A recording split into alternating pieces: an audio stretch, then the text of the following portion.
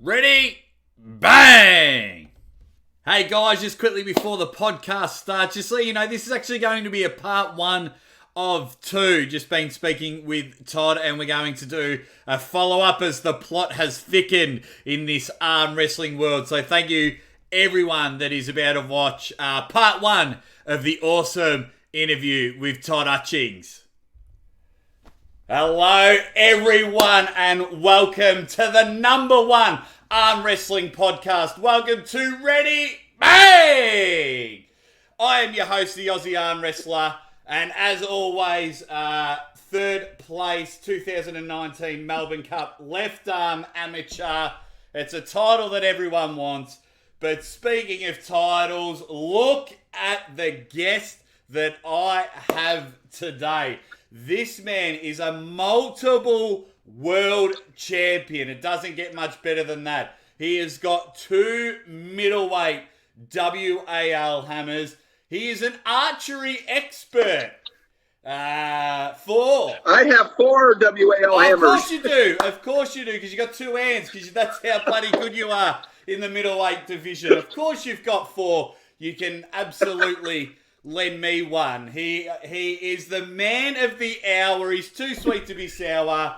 The side pressure king. Hand control don't mean a thing. This is Toddzilla, Todd Hutchings. Welcome to the show. Thank you very much. I'm happy to be here. Absolutely love it. Thank you so much for coming on. How are things going over there in Ohio?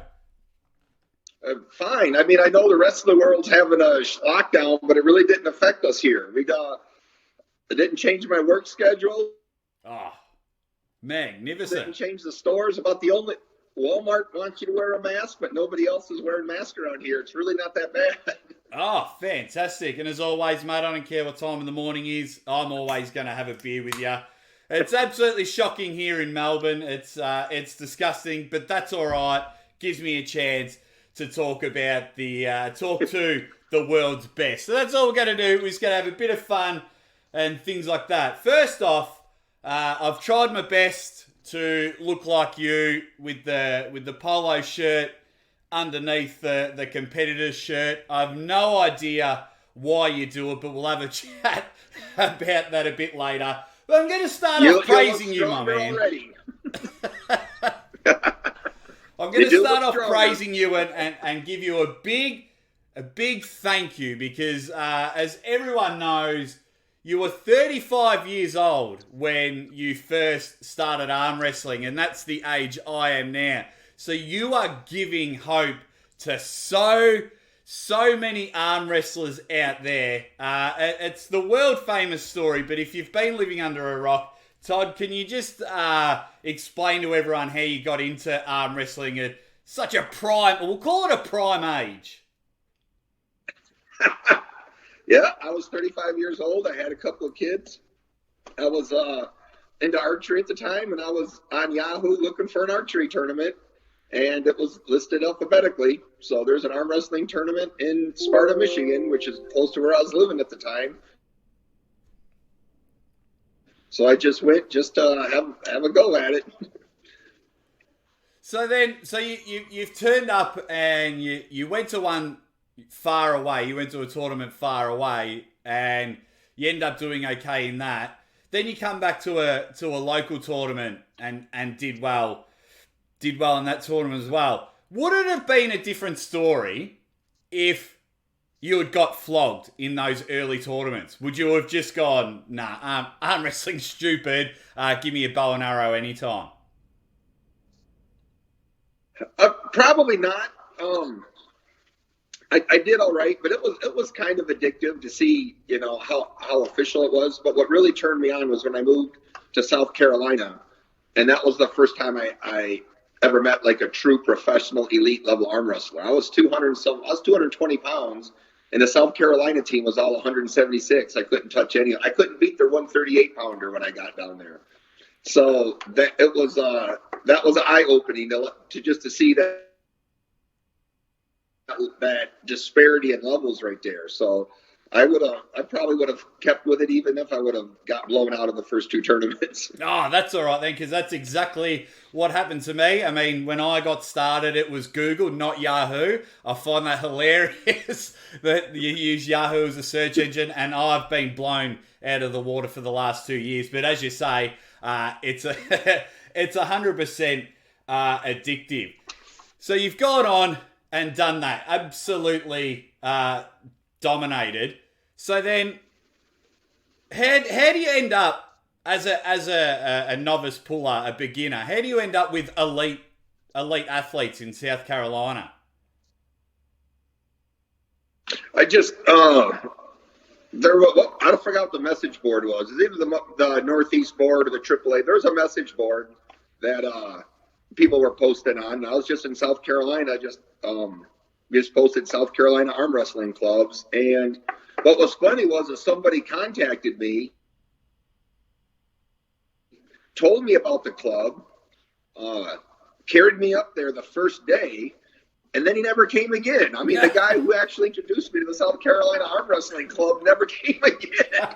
And I was going twice a week for the 10 years I lived there. Oh. You know? I can't even remember the guy's name, but he was a transplant too. He had moved to South Carolina from somebody else, and I can't remember his name right now, but he brought me to one practice and then never came back. You know? Bang, that's all you needed, just the first one there, and look what's happened. Now you're a multiple-time world champion, and that's where we're going to go. So, with your world champions, tell us about your first one, and then we'll go on to which one was your absolute favourite. Okay. You cut out there for a second. Oh, so ask me. That's right. So you just tell us about your very first world championship, like your very first time you became world champion. Let's see. Well, back then there was multiple worlds at the time. I probably wasn't a world champion until, if you count the Zloty as a worlds or if you count the WAO. I won nationals a lot, but I never went to and we had 3 national titles in the United States back then. So I only went to the nationals if it was held in my hometown. I didn't go to any other one.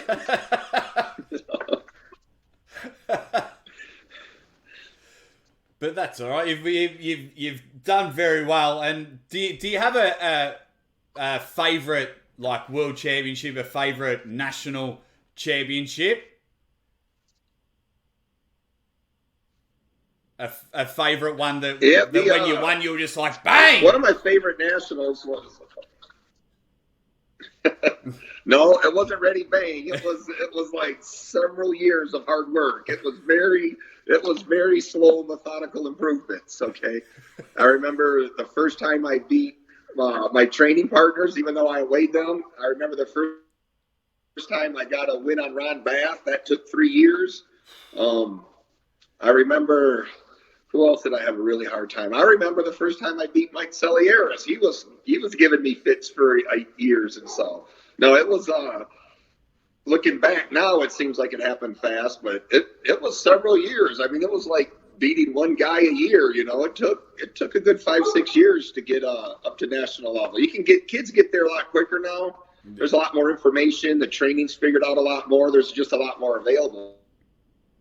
But back then, everybody's just inventing them stuff on their own, you know. So I'm relying on the experience of my South Carolina team, which I was very fortunate to be part of. But there wasn't sharing info because the internet was new. I mean, we're watching VHS tapes, so there wasn't really any place to go and discuss things and talk about it. You're pretty much learning from your teammates, you know. So it was a lot harder back then. Now you can you can go find out how several people train. You can compare it, figure out which one works for you.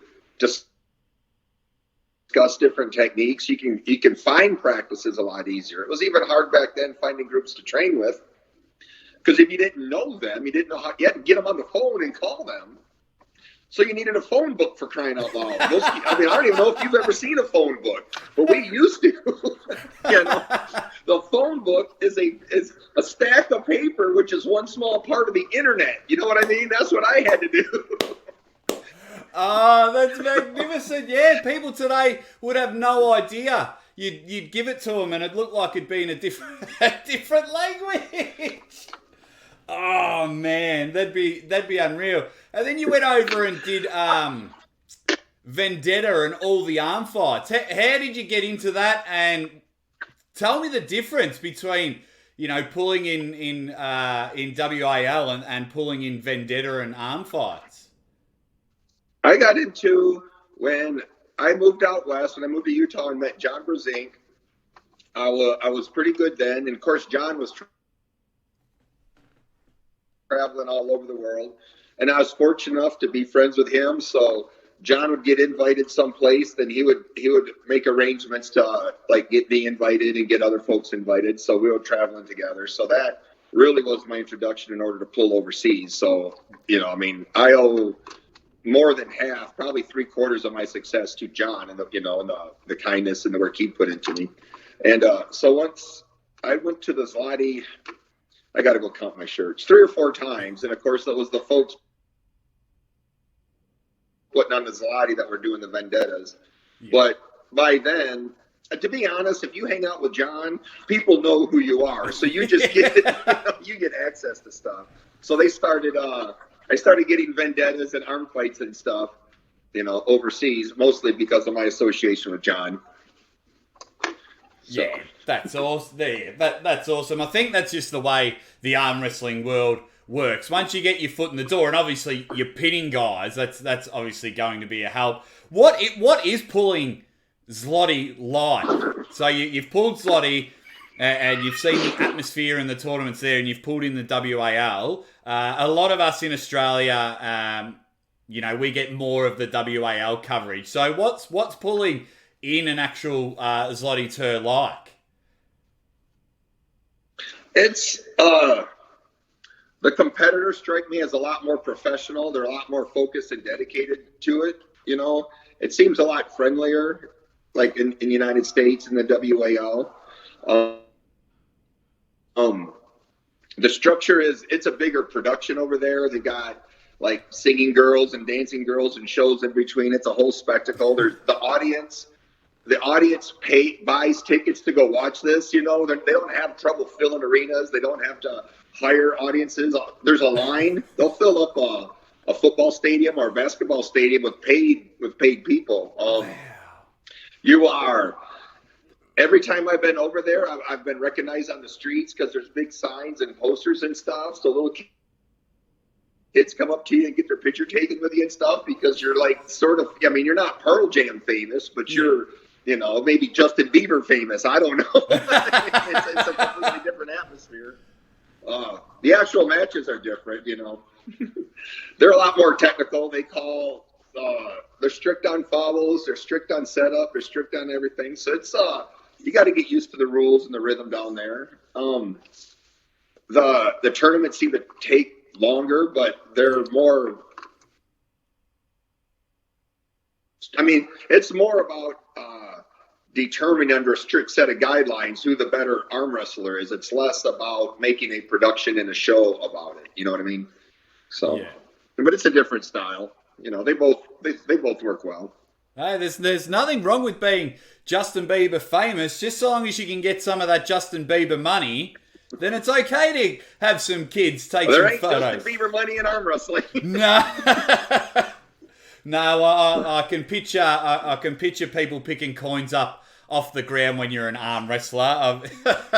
Because that's all we need. That's all we need. People just throw some money at us so people like Todd can go and get paid.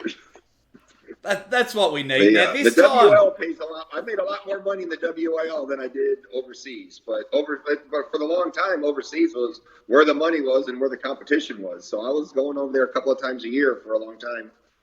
Yeah, that's cool. And with a family, it wouldn't be the most fun thing to do. But it's good that now in America you're able to get paid and only just travel up the road, which is fantastic.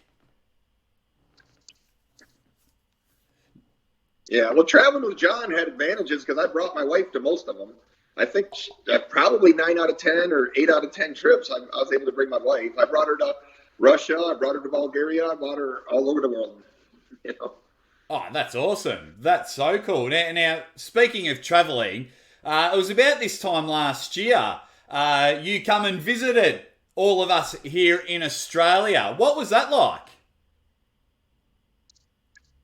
It was fun. I liked Australia. It was I got to see a lot of it. Got beat up, arm wrestled a whole lot, and Wow, no, I got plans to come back. I've got several people are contacting me, and I got plans at some point in time of getting back there pretty soon. Yes. Well, you did. You know, you said you got beat up, but you did dodge a bullet because I had hip surgery this time last year, so I wasn't able to come to your seminar in Melbourne and come meet you. So, you know, these spaghetti arms here, Todd, I tell you, you were very lucky you dodged a bullet. Well, I figured you're healed up now. I'm coming after that third place trophy next year. Oh, get off it. Get off it. I love this more than my wife. Babe? No, I think she's gone to the shop, so I hope she doesn't watch it. No. Okay. Now, I'm just going to, in my bag of tricks, you know, you've been to Australia, I'm just going to throw out any Australian arm wrestler's name and you just let me know your thoughts. So if I go in my bag of tricks here and Lachlan Adair. Ryan Bowen's boyfriend gets his feelings hurt real bad. Oh, look, let me just give a quick backstory for everyone watching. Just go on Facebook. We jumped on Facebook and it has absolutely blown up. It started off with a hand control post. Todd jumped in there, threw a couple of jives.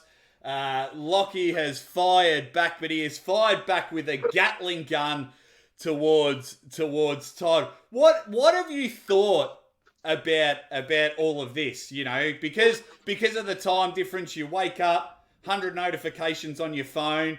What did you think of it all when you started reading it?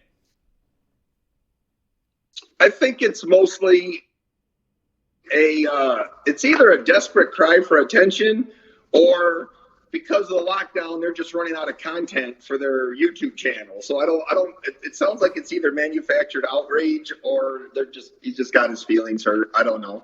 I think it's those wildfires you guys had. Remember when you guys had those bad wildfires months ago? Yeah, and that wind was got at the real start strong. of the year. I think that wind blew ash and soot, you know, and it blew all that ash and soot into Ryan and Lachlan's vaginas, and I think they're just sore. Oh, he's called it here. So you've come out either feelings are hurt or a marketing thing, which seems to be it's quite funny when National Pride's on, because as I was reading, you've got the North American supporters all saying, you know, what you're saying, it's a marketing ploy and don't get offended, but then you've got some of the Australian guys jumping on saying, you know, oh, this is ridiculous, you know, and sticking up for Lachlan. As a neutral fan, man, I just heated up some popcorn and enjoyed the show. So thank you and thank Lachlan. But you're not going to believe it. We have someone on the line. Lachlan, are you there? No, I'm only joking, mate. I wouldn't. I wouldn't.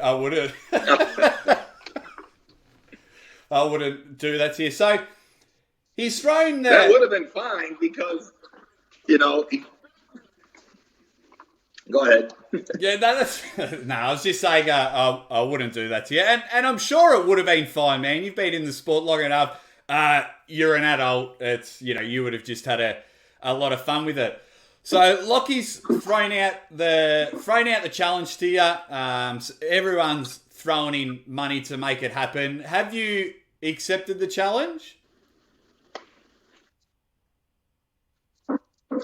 Well, I guess. I mean, yeah. A challenge is thrown out. I said, look, when you got some details, but there's a challenge. Yeah. Do you know where the match is going to be held? Well, no, I've got no idea because we can't go anywhere at the moment. That's the frustrating thing. Oh, so it's a match, but it's got no location and it's got no date and no time, and we got no agreed upon money. So I'm not exactly what I said. Sort those out. I know I'm being overbearing and presuming too much, but like in America, like if I was going to challenge somebody to a match, normally I'd just say, hey, can I come over and arm wrestle? Can you come over? Would say, okay, sure. But if I was butthurt, I'd say, I challenge you to a match and we're going to pull in December in Maryland. And then the other guy can say, well, okay. But I don't know how to handle this. Hey, I want to have a match, but the time is secret and the location is secret. Oh, and I got friends that are going to bet like $20,000, but I don't exactly know. You know, it's just silly. I've never seen. I mean, fuck. Even in elementary school, if you were going to get in a fight with Tommy, you said, Tommy, the swing set at lunchtime, so Tommy knew whether to show up or not. I guess in Australia, you go, Tommy, we're going to fight, but I'm not going to tell you where. You just got to be looking out for me. You know? So I said, yes, I will arm wrestle you. Now okay, so let's go on. All righty. So now what we need, Todd, is we need you to ring our Prime Minister and tell him to open up the borders so Lockie can go over there and so we can set a date and set a time. I don't think it's a secret. I just think, right, I want Todd. I want him there, but I can't get there and you can't get here. So I guess that's the frustrating part of it all. So I'm supposed to sit. So I'm just going to sit here and wait until your feelings don't hurt. What the hell? You know what I mean? What am I? It's like this. I challenge you to an arm wrestling match at some time, at some place. I go, okay, figure that out. Contact me. No. I'm going to call everybody names for 4 days on Facebook because I'm angry. Toddzilla goes bang! But, you know, I shouldn't be messing with it. I mean, Jesus, those guys did win the WAF championship, and they've won Zloty, and they've won Wallhammer, so I'm sure they're tough, right? Because, I mean, you can hire them to train you and coach you on. I see they're both offering training and coaching services for a fee. So I must, you know, can you imagine the advertising for that? Hey, learn our secrets for staying in the losers bracket for this many years. Oh, wow. I do get your point of view. I mean, they're pretty big and they're winning here in Australia. So they're doing something right, especially Blue. But yeah, no, it's interesting, and that's why I wanted to get it. So one, it's pretty cool that you are accepting this match. I think that's pretty cool on your end because you've just, you know, when you put the stats on paper, world champion, hammer holder, the works, like, I totally get it. I totally get your side of it. So, yeah, what does a thought process come from? Yeah, when a world champion gets challenged by, and I've met Lockie, he's a nice dude. So, but I've got to call him an amateur at the moment, a very good amateur, but What is the thought process besides the whole debacle on Facebook? What is the thought process on your end when you're called out quite dramatically and quite thoroughly by an amateur on the other side of the world? Well, mostly it's just I'm appalled at your manners because, like I said, people contact me all the time and want to arm wrestle me. And I said, fuck. Come to Lowell, Ohio. Just text me ahead of time if I'm home. My arm wrestling table's right there. I got people that stop by all the time to arm wrestle. We can have a legit strict match, or we can fool around or whatever you want. Usually it starts with I don't know, a request or asking. But, I don't know if Lachlan's an amateur. I mean, he is being trained by a injured middleweight bottom tier arm wrestler. So, and Ryan says he can hang with Lachlan in practice. So, that's a pretty serious pedigree right there. I mean, it ain't Chafee strong, but it's probably Devin Lorette strong. Wow, he's just firing him. I did read you call Blue that. I think I was with this all. I was stunned from it all because when looking at all the videos when you came to Australia, you two guys it looked like you guys got along like a house on fire, and then all of a sudden you've used a very descriptive way to call Blue that nonetheless. Yeah, so it's very interesting the way this is all panned out. I thought we were friends a week ago. That's where it started. A week ago, I would have thought we were friends.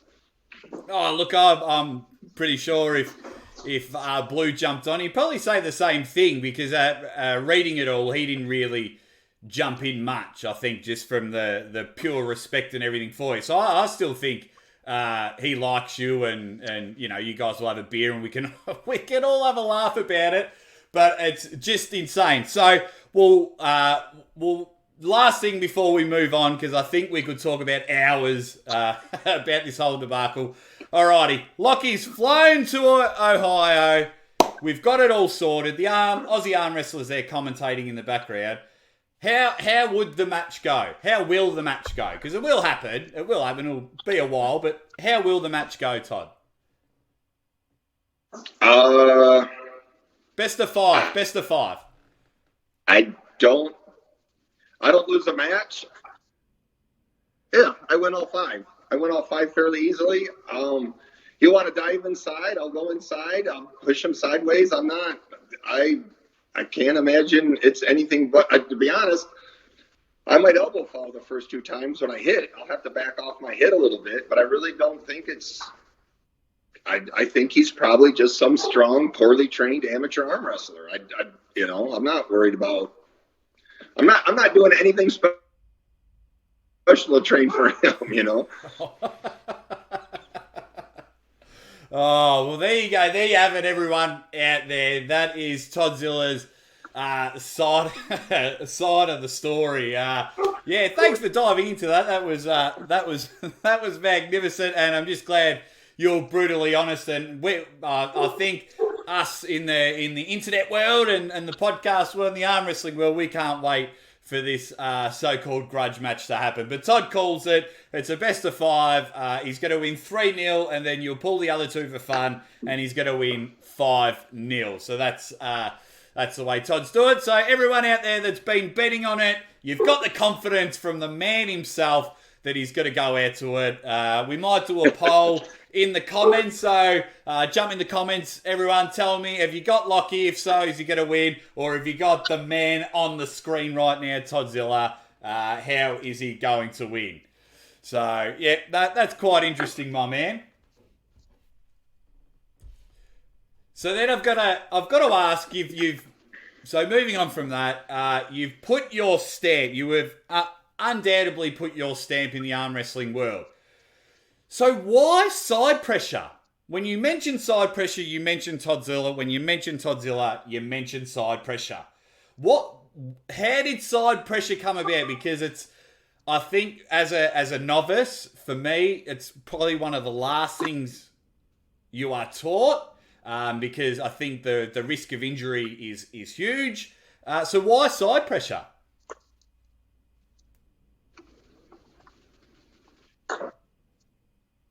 It came out inadvertent. When I started training it, I wasn't specifically trying to train side pressure. And I don't know if that term even coined then. When I started, everybody was top rolling. So everybody, train your hand, top roll. Well, it takes a lot longer to train your hand than your arm. And my team in South Carolina top rolled all the time. Then John Brazink was really, really good at it. But where my luck got is I got into a legit professional level powerlifting gym. And they're the ones that turned me on to the West Side Barbell System, which is the strategy I follow. And just looking at the match, you know, I believe hand position is important. If you can curl your wrist, you gain leverage and everything else. But you don't pin anybody with your freaking hand, right? Your arm prevents you from getting pinned, and your arm pins somebody. And you can win a match with zero hand. Jerry Carteret does it all the time. Yeah. But it's impossible to win a match with zero arm. And it's a lot easier to train your arm, especially back then when we didn't have, the internet was around then, but my cell phone was a flip phone with buttons at the time. So this is still a while ago. But it's easy to train with weights and resistance in a gym, bands and chains. You can train your arm, but it's hard to develop that hand strength just because when you're training your wrists and your fingers, the movements are so small that it takes gobs of weight to get any power into it. And it's, you know, and the work isn't there. And then a lot of our training back then, and it was ill-informed at the time, but a lot of it was like gripper based and squeezing based, which doesn't really help your arm wrestling knowledge. It just gives you that fingertip pressure. So, and especially if you were chasing top level arm wrestlers at the time, like I said, like Ron Bath or somebody like that, my hand was never going to catch up to them. And those guys were kind enough. And John used to have a blog on the internet where he explained everything he did. But I can't, at 35 years old, follow the 10-year path somebody else did in hopes to ever catch up. You know, I can't catch up to the fast kids by doing what they did starting after them. You know what I'm saying? I got to get a shortcut up there. So to me, it was just, let's just get crazy freaking strong. I found this gym. I found strength coaches that would help me out. I could measure how strong I was getting. I could make sure I was getting stronger every week and chart it out. And, you know, and besides, the straps take a lot of the hand out of it anyways. Yeah. You know, and once you, especially in the WL, once that made it easier to get into the straps, you don't need so much hand control because you can apply a lot more power through the wrist. So to me, it was just an obvious realization or an obvious thing to do. I didn't set out to be side pressure king. I don't know where that came from. I don't even know who coined the term side pressure. All I know is, as long, you know what, my hand can be busted over, but if my arm stays between 11 o'clock and 1 o'clock, I'm not losing. I might not be winning, but at least I ain't losing. You know?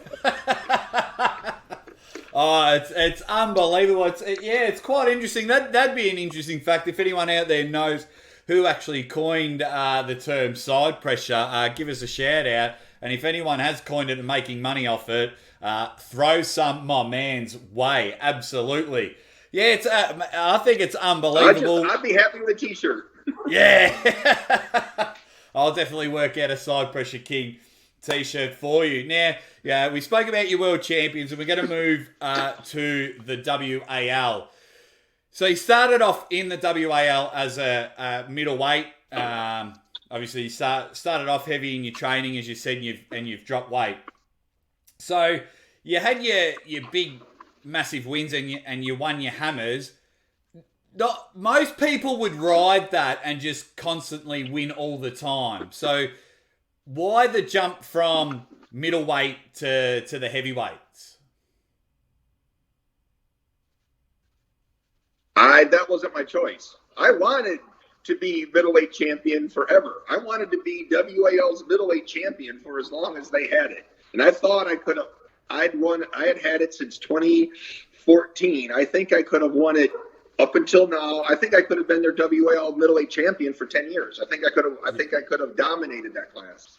WAL took me out of that class, just like they took Devin and Matt Mask out of heavyweight and moved them to super heavyweight. They took me out of middleweight and put me in super heavyweight. It wasn't my choice. Wow, there you go. There's some breaking news for everyone. I understand why, because everyone wants to see Todd versus Devin, Todd versus Jerry, Todd versus Matt. You know, we need interesting matches to watch, so I get it. Was it hard putting on the weight? Obviously, at middleweight, it'd be very hard to compete, and then you ballooned up. You had to stack on some weight. Was that hard to do? It was very hard. I still struggle with it. I'm 225 pounds right now. I'm about 5 pounds heavier than I was as a middleweight. I've gotten up to 230, 235, but a few days not force eating or something like that, I drop right back into the mid 220s. It takes a dedicated time. So if there's a WAL season, I got to change my training, and I got to change the way I sleep. I get up at midnight and I eat. I go back to bed. And I wake up at 4 and I eat and I work out and I take a nap and I eat. But when they canceled the season for this year, I just fell back to I'm in the mid 220s. I'm still training as hard as I was, so I'm still getting stronger. But when you have that extra weight, you have that ability to get stronger faster. I wouldn't change the way I was working, but I would like to put the weight on, but it's a struggle for me. Oh, well, and yeah, obviously next year there'll be a WAL series, and everyone loves watching Todd Hutchings. So you've jumped up. It's quite interesting because you said how difficult it is being a middleweight to jump to the super heavyweights just in the weight training and waking yourself up for bodybuilding. But you pulled 3 matches in the 500 series.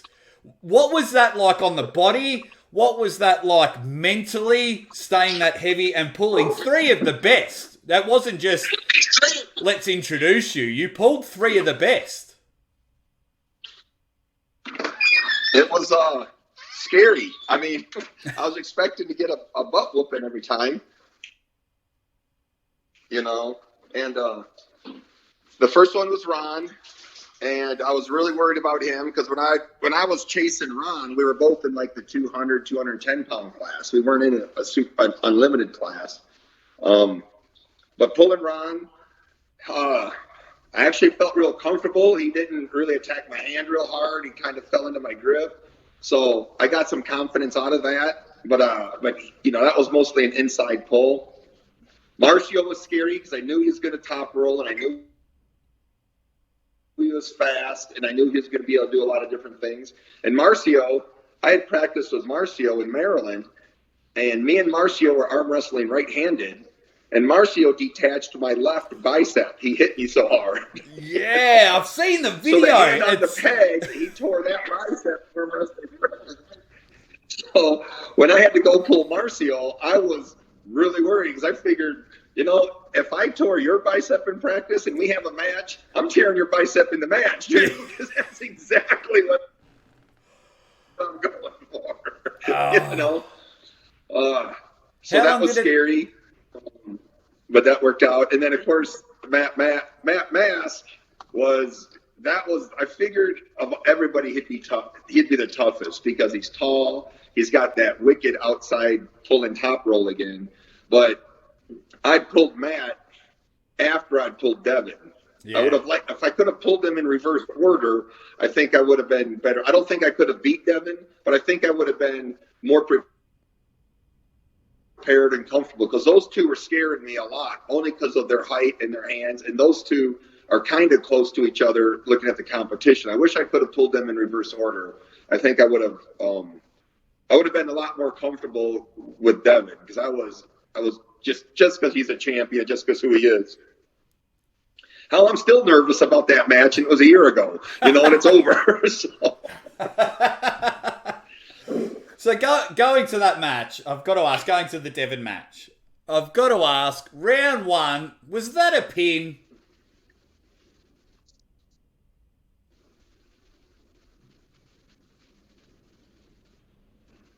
You cut out, I didn't hear that. Sorry, I was just saying we're going back to round 1 versus Devin. Was that a pin? I don't know. I don't bitch to the refs and stuff. I had seen a comment or I'd heard third hand that Devin thought maybe it was. I thought maybe it was at the time, but I'm biased in the middle of a match. I can't trust my own perspective. Maybe it was, but the WAL is they're pretty legit about it. They want to see that pin pad wrinkle. They don't want you to touch and go. They don't want you to drop below it. When they want you to pin somebody, they tell you ahead of time. They want to see you pressed into the pad. They want that pad to wrinkle, so there's no doubt about it, purposely to avoid this sort of stuff. Had they called the pin, there would have been just as much outcry on the other side that it wasn't, So I knew the rules going in, and you know what? I was happy to be there. I was happy to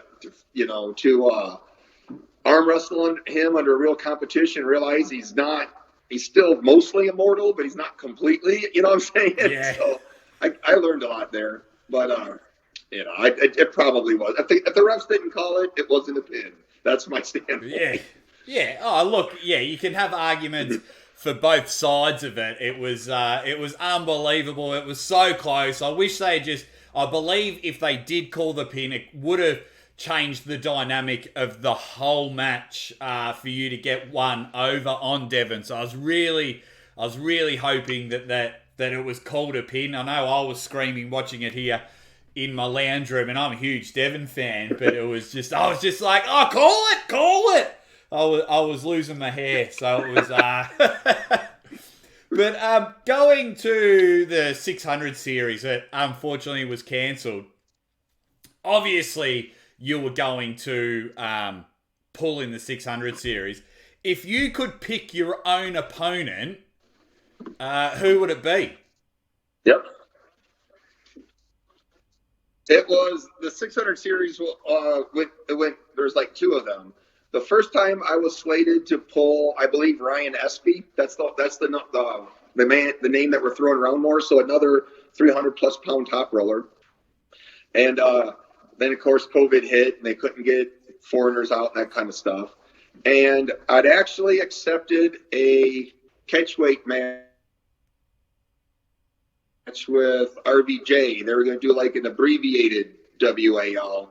And it wasn't for the hammer. It wasn't for hammer money, but it would have been me and RVJ at not 195. I think it was 210 or 215 or so. It was something. It took me a week or so to decide to take the match because I didn't want to cut the weight. Yeah. But, the WL says, look, we got to put a season together. There's less money. There's less time. So when I agreed to take the match. And then, the whole season got canceled. Yeah. But if you had to choose anyone, who would you like to pull in the 600 series? I would like to pull Jerry Caderet and then Devon in that order. Yeah, get those wins back. I would like to pull them. Yeah. Well, at least, that's where the elite love, every weight class is divided into, like the elite people, the meaty middle part, and then the people trying to climb in. Yeah. And in the super heavyweights, Michael, Todd, Devon, and Jerry obviously staked out the very, very elite level class. Folks like myself, Marcio, Matt Mask, Ron Bath, there's a bulk of us in that big, thick middle section. Some of us are falling down out of it, and some of us are trying to climb up. Then there's a whole bunch of people trying to jump into the meaty part. And I don't want to be at the bottom. I don't want to be welcoming people into the class. I want to be 4 matches away from the people. I want to be up in the elite status. So I got to beat one of those two people to secure my position at the top of the super heavyweights, and that's goal number one. I'd like to do that in the next 1 to 2 years, and then in the next 2+ years, I guess I'd like to try a title shot at the super heavyweight. Whoever that, if it's still Michael Todd, then I'd like it there. Bang! What's it like pulling someone as big as Jerry? Just all that weight in flop press. What is that like? It's scary as shit. It's scary, and especially the way he sets up, because he sets up tall, and I remember this because he did a podcast that I got saved on my YouTube channel, and he says that he does like 225 close grip benches, for like 50 reps. I'm going, I weigh 225. This man, Oh. It's scary. It's him and Dave Chafee. It's scary pulling them. Now I've also pulled Dennis Plinkoff and rest in peace Andre Pushkar. And Andre Pushkar was by far the scariest man I've ever arm wrestled because he's really tall and he crashes on you. Dennis was just crazy. I've never felt anybody as strong as Dennis Plinkoff. I mean, and I pulled a lot of strong people, but that man is when he shifts gears on you, man, that guy generates power from all over the place, man. Oh. That is one strong man. Man, his thumb is as big as my leg. Like, it's unbelievable just watching. So to even grip up with him, yeah, fair play to you. I don't know how you would have done it. Yeah, it was, and I faked him out a little bit. I kind of loaded. I think I jumped go and I crawled into where I wanted. And when he got surprised, man, he just ripped me back. It was intense what he did, you know. And then to see Chafee and him, this was a year or so before Chafee beat him at Zloty. So, you know, Dave was that big and strong too. It's intimidating. It's intimidating to get across from somebody that big. Somebody who's a whole teenage girl bigger than you. You know what I mean? Me and a cheerleader are smaller than Dave Chafee. Wow. All right, my man. We'll get into a game I love to play with all my guests. I'm going to give you 3 options. I'm going to give you names of 3 arm wrestlers. You have to pin one. You have to lose to one. And you have to tell one, you are done for 2021. You're not allowed to compete at WAL or Zloty. And given the nature of given the nature of what's happened over the weekend, we're going to have an Aussie flavour. So your 3 options: Ryan Bowen, Lachlan Adair, and Danny Tesh. I'll lose to Danny Tesh. Tell Lachlan he's done. And Ryan, what's the other choice? Pin Ryan. And pin. I thought that's the way it was going to go. I was depending whether who you're going to send off. So we'll just recap. He's pinning Blue. He's losing to Danny Tesh, and he's told Lachlan, "That'll do, you young fella. That'll do." Oh, that's insane. That's so good. All right, I'm going to try and fire some questions at you. You just got to try and answer as quick as you can. We'll see how we go because we've had a bit of connection problems at the moment. So we'll see how we go. Are you ready, Todd? I'm ready. Okay. Super matches or tournaments? It depends. I like super matches better. It's easy to train for, but you got to train for them differently. Tournaments just take too long. It's just grueling. I mean, they're now 8 and 9 hours long. Yeah. And you don't really, a double elimination tournament only settles first and second. So they still battle out to 3rd and 4th place, and it don't mean anything. So I am glad I don't pull tournaments anymore. I will pull super. I would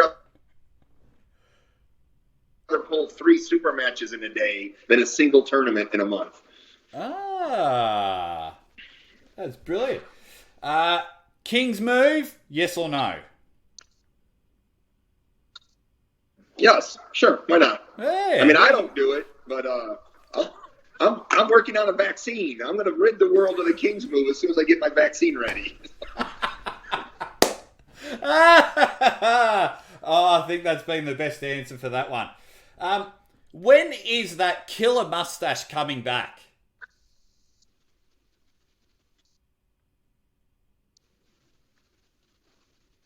No, I'll ask that again. I think it cut out. When is that killer mustache coming back?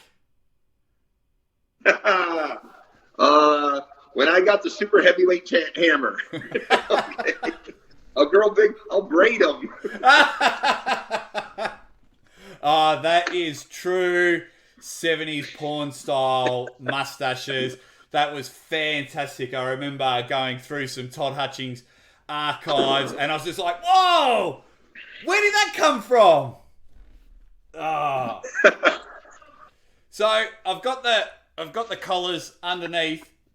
Why do you wear a collared shirt underneath your WAL shirt when you pull? Are you doing WAL during your lunch break? Why the collared shirt? Gray's my lucky color, and I'm bringing sexy back. Gray's your lucky colour. Okay, Yeah. right. It makes sense because, being in multiple sports all my life, I'm like... I turn into the white wizard when I have the super heavyweight hammer. So when I got the hammer, I'm the white wizard. Until then, I'm the gray wizard. I love it. It just, it's magnificent. So would you rather the super heavyweight hammer or a Zloty championship? I have a Slotty championship. Or a top 8 championship? No. I got my weight class. I would...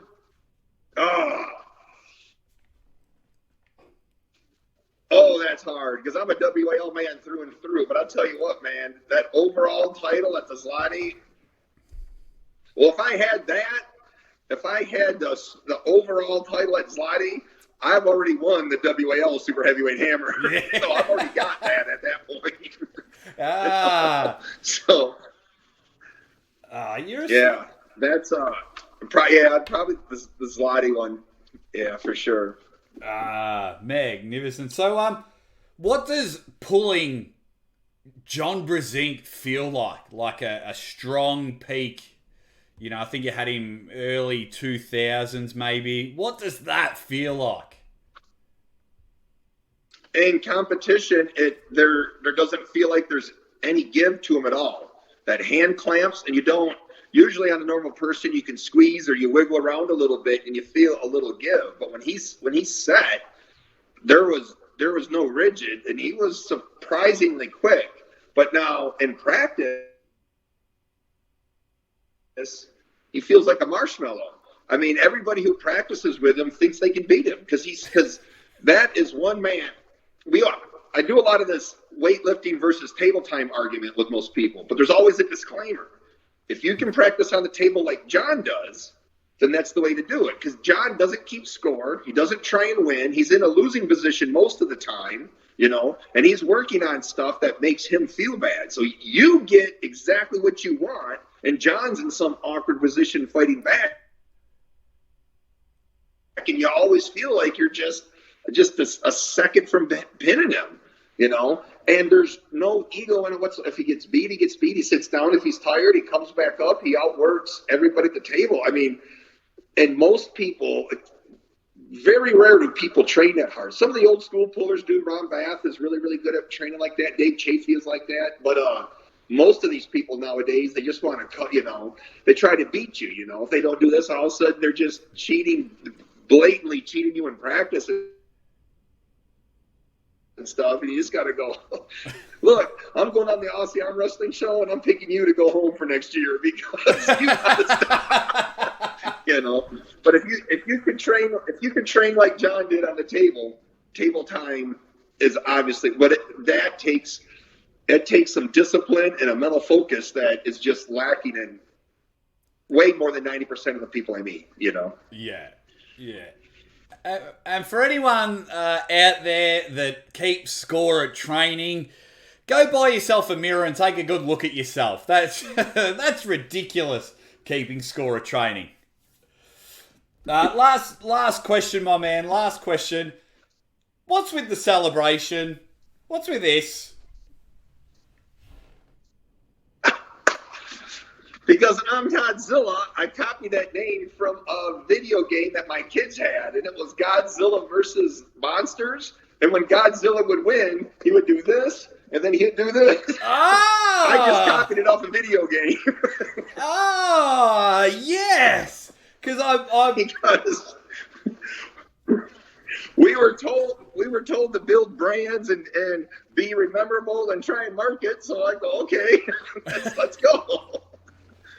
Yes. I always wondered if it came I know exactly the video game you're talking about, and I was like, oh, he's a smart man. I wonder if he's done it like that. Oh, maybe not.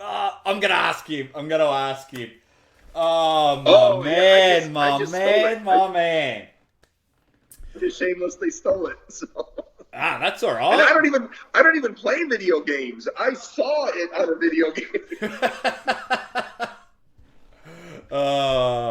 And just before we finish up, I ask every guest if you could nominate someone to come on the show that you think would have a laugh and a bit of fun. Who would you nominate? Giannis Amelins, because he owes the world an apology, because I think he's to blame for creating Lachlan and his attitude. So you need to get Giannis on and make him apologize to the world. Ooh, if that's not a soundbite, then magnificent. I've been speaking with Giannis. I was lucky enough to meet him as well, so I will definitely be chasing that up. Thank you for that. Bang! And he would be good anyways. Giannis is a smart dude. He would be a good one to dive into training with. He's got a lot of training ideas and philosophies it's well worth exploring.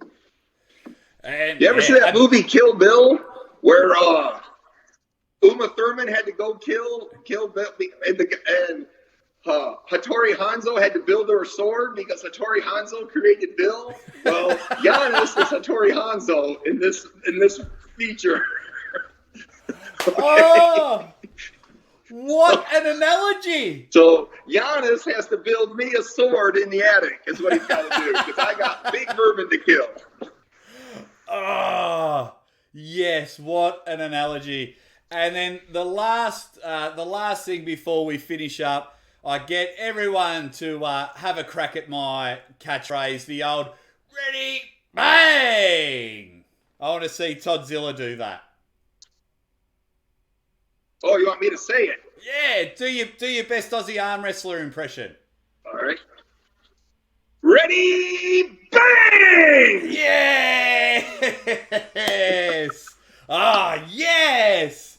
That is magnificent. We'll wrap it up there because I could, spewing even more now that I didn't catch you in Australia. I feel like I could have sat there and just had a laugh and spoken to you for hours upon hours.